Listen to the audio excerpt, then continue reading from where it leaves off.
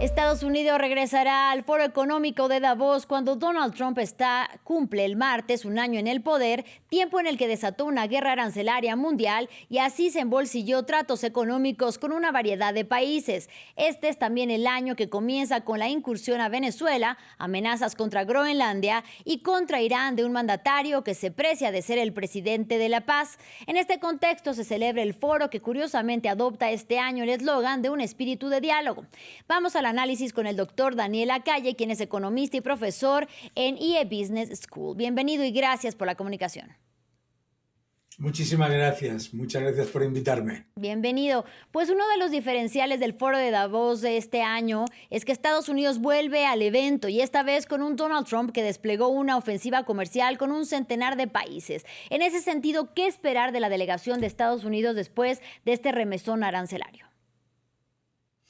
La posición de la delegación de Estados Unidos no va a ser amigable con la historia del Foro de Davos. Recordemos que un montón de las cosas que el Partido Republicano y el presidente Trump critican sobre la economía mundial es la interferencia por parte de foros como es el de Davos en cuanto a la soberanía de los países, ¿no? Y el avance desde el punto de vista de la administración de una agenda anti-libertad en cuanto a economía también, ¿no? Por lo tanto, yo creo que la delegación de Estados Unidos no va al foro de Davos a tender puentes. Va al foro de Davos a enfrentarse a este propio foro de Davos, que recordemos que cuando ganó las elecciones hubo una de las conferencias en las que se dijo, y cito, ha ganado Trump, hemos perdido nosotros. Entonces hay claramente una posición en contra de este foro, que es verdad que ha perdido parte de lo que era su espíritu del principio y que se ha convertido pues muchas veces en un defensor de muchas cosas que tienen poco que ver con el capitalismo y el libre mercado, ¿no? ¿Y qué conclusiones o qué grandes conclusiones se pueden esperar de este foro económico de Davos en momentos en los que Donald Trump desde la Casa Blanca movió el tablero global, desde Washington precisamente, y además sin el reparo de ningún organismo internacional?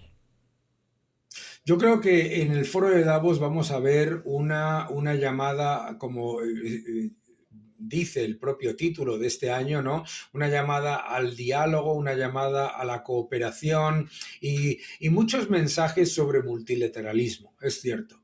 Pero yo creo que también el foro de Davos aparece en este año con un reto muy importante, que es el de dejar de defender las políticas inflacionistas que han llevado a tantos países a un descontento social importante.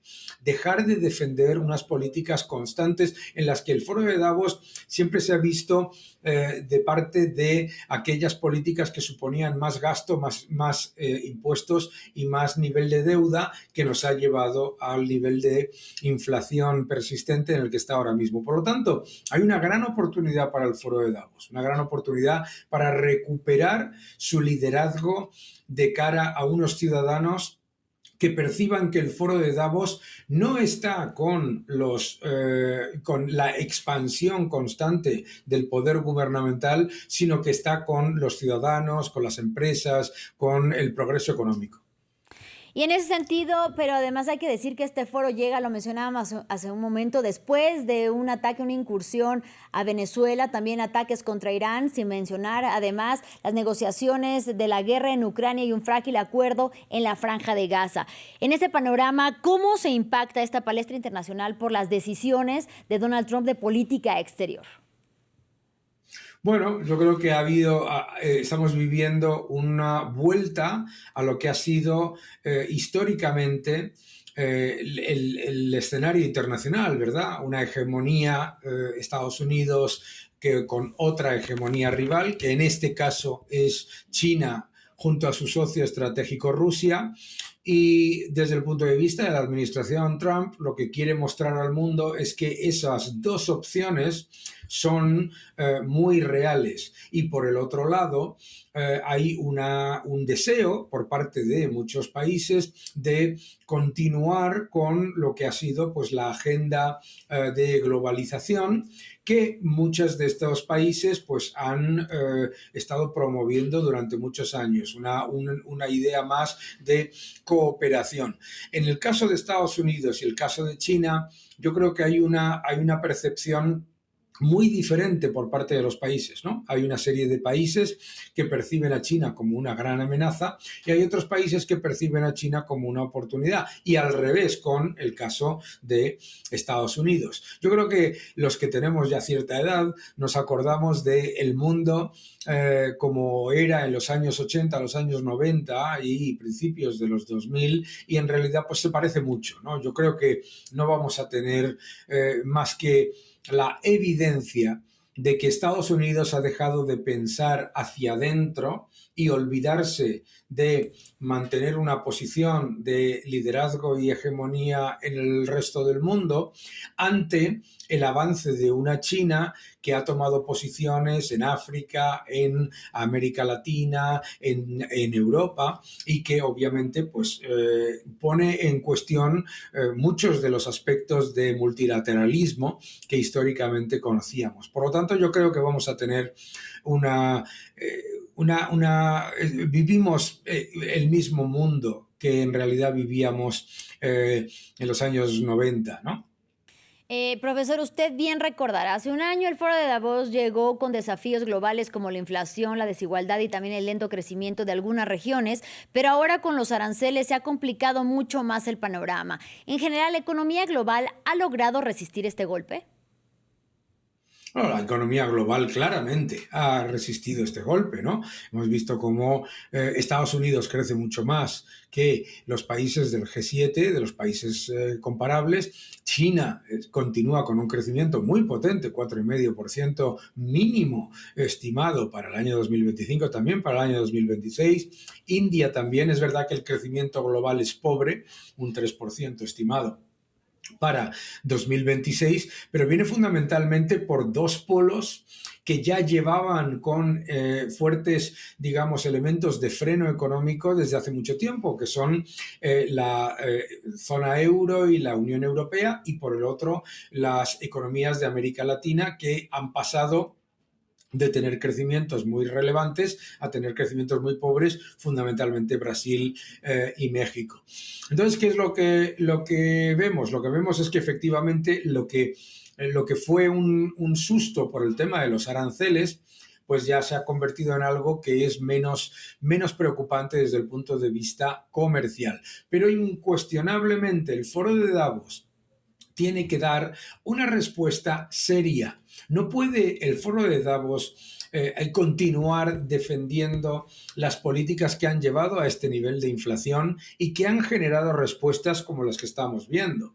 El Foro de Davos debería estar defendiendo el libre comercio, debería estar defendiendo la libre empresa, debería estar defendiendo el control presupuestario y el control fiscal y monetario, porque eso es lo que termina generando mayor crecimiento económico y desarrollo, en vez de comprar una serie de recetas que ya no es debatible. O sea, es bien claro que han fracasado. Por lo tanto, yo creo que el Foro de Davos debería plantearse que tiene que buscar puentes y tiene que buscar alianzas con Estados Unidos y con sus socios para recuperar la cordura fiscal y monetaria. No puede ser que en el año 2026 el crecimiento económico vaya a ser del 3% a nivel global, un crecimiento nominal de aproximadamente el 7 y pico por ciento, y un crecimiento de la masa monetaria, de la cantidad de dinero, que es lo que lleva a que la pérdida de poder adquisitivo de la moneda aumente, que es lo que es la inflación. No puede ser que la cantidad de dinero vaya a crecer más del doble que el Producto Interior Bruto nominal global. Entonces, el foro de Davos tiene una responsabilidad ante los estados que va a recibir y ante los líderes globales de decirles no se puede estar constantemente acudiendo al aumento de la masa monetaria vía gasto público, vía déficits descontrolados, vía represión fiscal y represión económica, y hay que recuperar las ideas de la libertad y con ello generar puentes tanto con China como con Estados Unidos. Sí. Si no, China y Estados Unidos se van a dedicar a sus estrategias particulares, cada uno desde un punto de vista, pues como estamos viendo, más en los medios de comunicación, otro de una manera más callada, pero Sí. en realidad si lo miramos desde el punto de vista global, China y Estados Unidos, sus posicionamientos a nivel económico son muy similares. Y finalmente le pediría que por favor habláramos de Europa. Las dos principales economías del viejo continente, es decir, Alemania y Francia, tienen una larga lista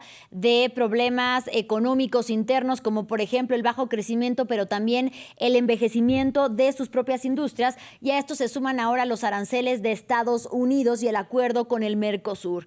¿Considera brevemente que está perdiendo terreno Europa en el tablero global económico? Creo que sí, porque además en Europa nos quejamos, yo vivo en Europa, nos quejamos de los aranceles y acabamos de aprobar un paquete de gigantescas medidas proteccionistas arancelarias como es el CBAM, ¿no? Entonces yo creo que hay un gran problema porque la Unión Europea tiene capital humano, tiene capital empresarial y tiene capital financiero para poder ser no solamente un factor de crecimiento y de desarrollo, sino también de influencia global que en un foro como es el de Davos y ante los hegemones como son China y Estados Unidos, es muy importante, pero para ello hace falta liderazgo y tiene que ser liderazgo económico, también liderazgo político. Entonces yo creo que esos son factores que la Unión Europea tiene que simplemente reconocer sus fortalezas y empezar a acabar con los enormes niveles de trabas regulatorias, trabas fiscales, trabas, arancelarias y no Sí. arancelarias, que afectan a su crecimiento económico y su desarrollo.